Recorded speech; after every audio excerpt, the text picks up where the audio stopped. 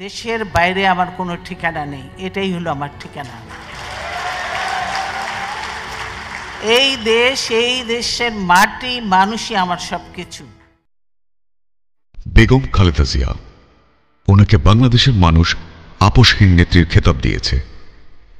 কেন ওনাকে এই খেতাব দেওয়া হলো তা হয়তো জানে না এখনকার প্রজন্ম। গত 16 বছরে সর্বোচ্চ চেষ্টা করা হয় দেশের ইতিহাস থেকে জিয়া পরিবারের ভূমিকা মুছে ফেলার জন্য। কেন বেগম খালেদা জিয়াকে বলা হয় আপোষহীন নেত্রী?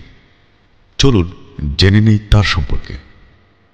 বাংলাদেশে বহুদলীয় গণতন্ত্রের প্রবর্তক শহীদ প্রেসিডেন্ট জিয়াউর রহমান বিগত আওয়ামী লীগ সরকারের সময়ে নিষিদ্ধ সকল রাজনৈতিক দলকে পুনরায় রাজনীতিতে ফিরে আসা তথা মত প্রকাশের সুযোগ করে দিয়েছিলেন, যার ফলে 1981 সালে 6 বছর নির্বাসিত জীবন কাটানোর পর দেশে ফিরে আসার সুযোগ পান স্বৈরাচারী খুনি শেখ হাসিনা। খুনি হাসিনা দেশে প্রত্যাবর্তন করার মাত্র কয়েকদিনের মাথায় রহস্যজনকভাবে নির্মম হত্যাকাণ্ডের শিকার হন বাংলাদেশের ইতিহাসে সবচেয়ে সফল এবং জনপ্রিয় রাষ্ট্রপতি শহীদ জিয়াউর রহমান। এরপর ক্ষমতা দখল করেন আরেক স্বৈরাচার হুসাইন মোহাম্মদ এরশাদ।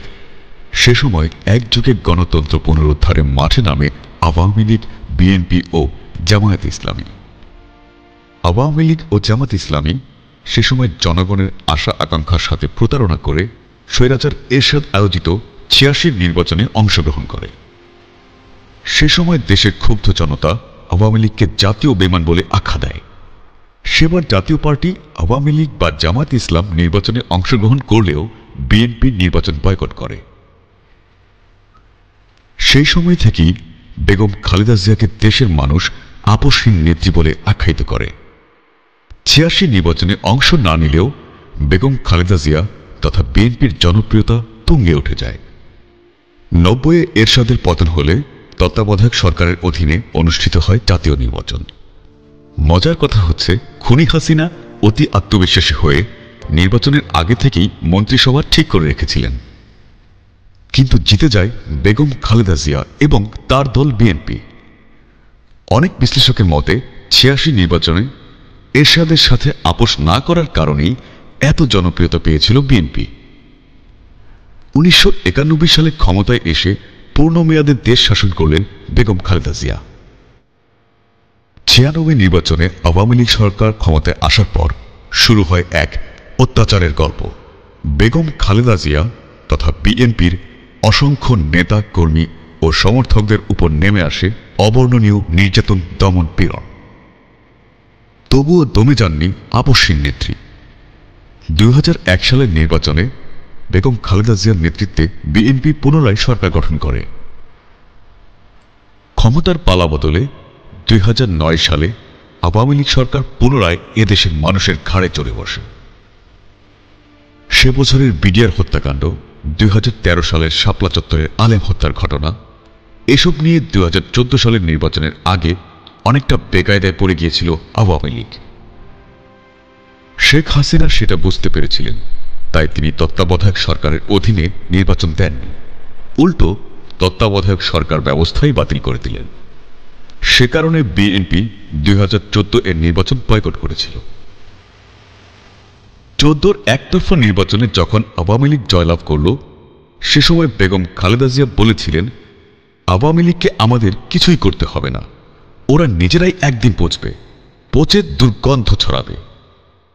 কোনোভাবেই শেখ হাসিনা যখন বেগম খালেদা জিয়াকে আপোষ করাতে পারলেন না, তখন জিয়া অরফানেজ ট্রাস্ট দুর্নীতি মামলায় তাকে সাজা দেওয়া হল। 2018 সালের 8 ফেব্রুয়ারি বেগম জিয়াকে ঢাকার পুরনো কেন্দ্রীয় কারাগারে পাঠানো হয়।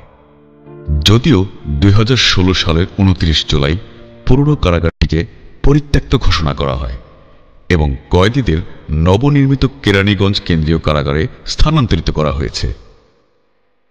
2018-তে পুরনো কেন্দ্রীয় কারাগারে বেগম খালেদা জিয়া ছাড়া আর কোনো কয়েদি ছিল না। 38 একর জায়গার উপর অবস্থিত এই কারাগারে একমাত্র বন্দী ছিলেন তিনি।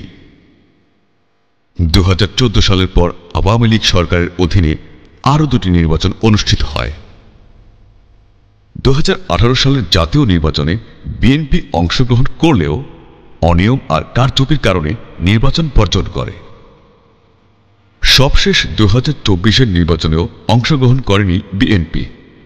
তখন অনেকেই বলেছিলেন নির্বাচনে অংশ না নিলে বিএনপি হয়তো অচিরেই হারিয়ে যাবে, কিন্তু হলো ঠিক তার উল্টো। 2024-এর 5ই আগস্টের পর থেকে এখন বাংলাদেশের কোথাও আওয়ামী লীগ নামক রাজনৈতিক দলের কোনো অস্তিত্বই নেই। ঠিক যেমনটি বলেছিলেন বেগম খালেদা জিয়া যে আওয়ামী লীগ নিজেরাই পচবে এবং নিজেরাই দুর্গন্ধ ছড়াবে। 2014 থেকে 24 প্রায় 10 বছরের বেশি সময়ে বিভিন্নভাবে মুছে ফেলার চেষ্টা করা হয়েছিল বিএনপিকে। সাবেক রাষ্ট্রপতি ও সেনা প্রধানের স্ত্রী হওয়ার সুবাদে সেনানিবাসে একটি বাসভবন দেয়া হয়েছিল বেগম খালেদা জিয়াকে। 2010 সালে বল প্রয়োগ করে এক কাপড়ে সেই বাসা থেকে বের করে দেয়া হয় ওনাকে। আমার বেডরুমের দরজা ভেঙে রীতিমাত্র ট্রেনিং হিসেবে তারা বের করেছে। সেদিন তিনি বলেছিলেন, আমি আল্লাহর কাছে বিচার দিলাম। সেই বিচারই বোধহয় করেছেন মহান আল্লাহ তাআলা। আজ সেই ঘটনার প্রায় 14 বছর পর সেনানিবাসের সসম্মানে লাল গালিচায় আমন্ত্রণ জানানো হয় বেগম জিয়াকে। হাস্যোজ্জ্বল মুখে প্রধান উপদেষ্টা, অন্যান্য দলের নেতা ও ছাত্রদের সঙ্গেও কথা বলতে দেখা গিয়েছে ওনাকে।